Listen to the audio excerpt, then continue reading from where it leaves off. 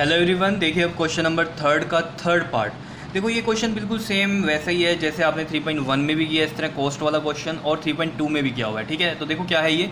The coach of cricket team buy 7 bats and 6 balls for ₹3800। मतलब जो cricket के coach हैं उन्होंने क्या हुआ, 7 बैट्स एंड 6 बॉल्स ली, कितने रुपीज़ में, ₹3800 में ली। ठीक है, and later she buy 3 bats and 5 balls for ₹1750। और बाद में उन्होंने 3 बैट्स और 5 बॉल्स लिए, कितने के, ₹1750 में। ठीक है, now find the cost of each bat and each ball. ये चीज़ पूछ रहा है वो आपसे। ठीक है, मतलब एक बैट और एक बॉल की कॉस्ट क्या है, तो यही चीज़ लेट कर लो, जो भी निकालना होता है उसको ही लेट कर लेते हैं हम। ठीक है, तो सॉल्यूशन में हम लिखते हैं let the cost of 1 bat X rupees मान लेते हैं, और let the cost of 1 ball, ये हम Y रुपीज़ मान लेते हैं। ठीक है, अब देखो अकॉर्डिंग टू क्वेश्चन में चलते हैं। देखो अब अगर 7 बैट है, ठीक है, एक बैट की कितने कॉस्ट है, X रुपीज़, तो 7 बैट की कितनी होगी, 7 इंटू एक्स।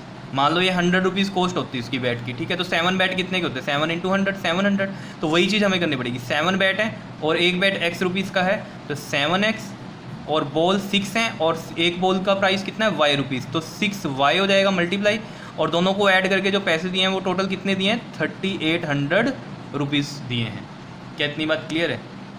सेम फिर वो कह रहा है बाद में, शी बायज 3 बैट्स, यानी कि 3 बैट यानी कि 3X हो गई टोटल मनी, प्लस 5 बॉल्स, और बॉल की कितनी हो गई, 5Y, और कितने पैसे दिए हैं टोटल, ₹1750 दिए हैं। क्या समझ में आया किस तरीके से हमने ये लीनियर इक्वेशंस बनाई हैं। ये फर्स्ट और ये सेकंड इक्वेशन बन गई।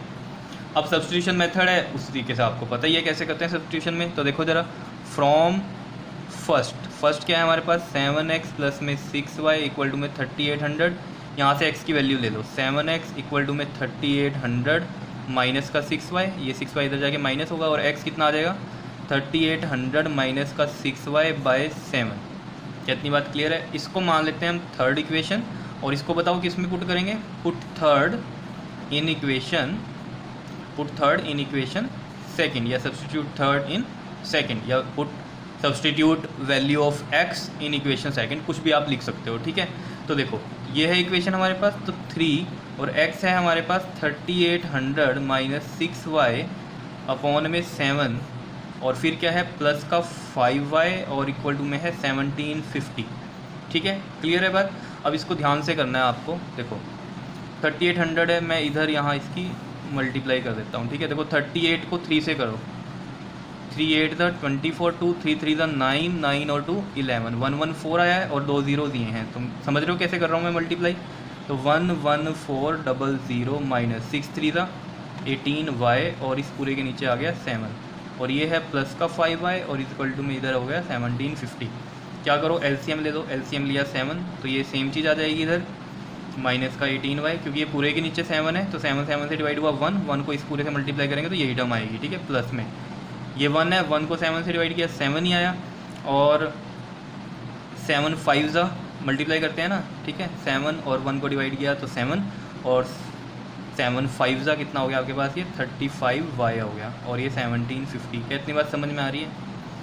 11400, अब ये देखो plus minus minus, sign which is greater, तो साइन विच इज़ ग्रेटर में देखो 35 बड़ा है तो प्लस आएगा साइन, लेकिन प्लस माइनस माइनस होता है, तो 35 में से 18 माइनस कर दो, 15 में से 8 गया 7, और 2 में से 1 गया 1, तो ये आ गया आपके पास 17Y इज इक्वल टू में 1750, और ये 7 इधर जाके इसके साथ मल्टीप्लाई हो जाएगा। ठीक है, तो 175 को 7 से कर लो मल्टीप्लाई, 7 5 ज़ा 35, 3 7 7 ज़ा 49, और 3 52, 7 1 ज़ा 7, 7 और 5 कितना हो गया, 12 हो गया। ठीक है, तो ये आ गया 12250। क्या इतनी बात क्लियर है या नहीं, बता दो जल्दी से।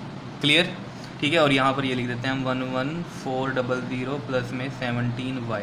ठीक है, अब देखो 17Y इधर ही रहने दो, 12250 में से ये वाला इधर जाके माइनस होगा, ये माइनस कर देते हैं इसमें से। ठीक है, तो ये देखो ज़रा यहाँ कर देते हैं हम इसको, देखो 12250 में से 11400 माइनस करो, देखो 05, ये 12 बन जाएगा, 12 में से 4 गया 8, और इधर कितना बचा, 1 ही बचा, और ये 0 0, कितना आ गया ये आपके पास, 850 आ गया। बताओ क्या इतनी बात क्लियर हो रही है या नहीं। 850, और इधर कितना आ गया आपके पास, 17Y आ गया। क्लियर, अब देखो इसमें y की वैल्यू क्या आ जाएगी आपके पास, देखो y इधर रखते हैं 850/17 और 17 5 85 होते हैं और ये 0, तो y कितना आ गया आपके पास 50 आ गया। तो यानी कि जो बॉल का प्राइस आया है वो कितना है, एक बॉल 50 रुपीज़ की है। समझ रहे हो ये बात, यही हमने लेट किया था, बॉल को y लेट किया था, तो y आ गया 50, यानी कि 50 रुपीज़ बॉल का प्राइस है। ठीक है, क्लियर।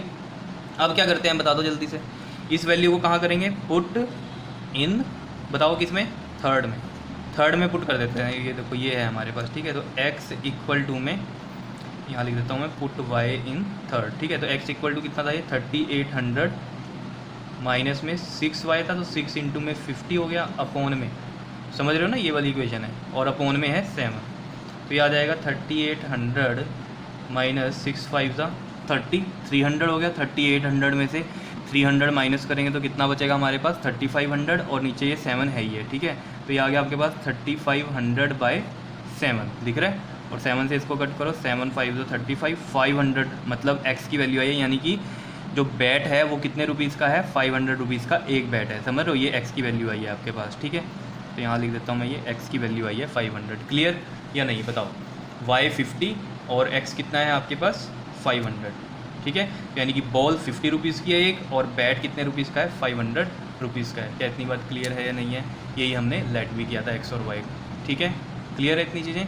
अगर आप ये वेरीफाई करना चाहते हो चीज़ें, तो यहाँ पर किसी में पुट करके देख लो, वेरीफाई अगर करना चाहते हो तो। देखो x कितना है 500, तो ये 500 मैं यहाँ लिखता हूँ फर्स्ट में, और प्लस में 6, y है 50, और ये देखो 3800 ही आएगा। देखो 7 5 35 प्लस 6 5 30, ये देखो 3800 ही आ रहा है। समझ रहे हो, तो यानी कि ये वेरीफाई कर रहा है, तो आपको इससे अंदाज़ा लग जाएगा कि आपका आंसर सही है। क्लियर है इतनी बात, ठीक है, समझ में आ रहा है कैसे इक्वेशंस फॉर्म करना है और कैसे हमने ये सॉल्व करना है। तो ये सब्स्टिट्यूशन मेथड ये वाला ध्यान से करना, इसमें थोड़ी मल्टीप्लिकेशन ज़्यादा आई थी इस वजह से। क्लियर कर लोगे, ओके जी, थैंक यू।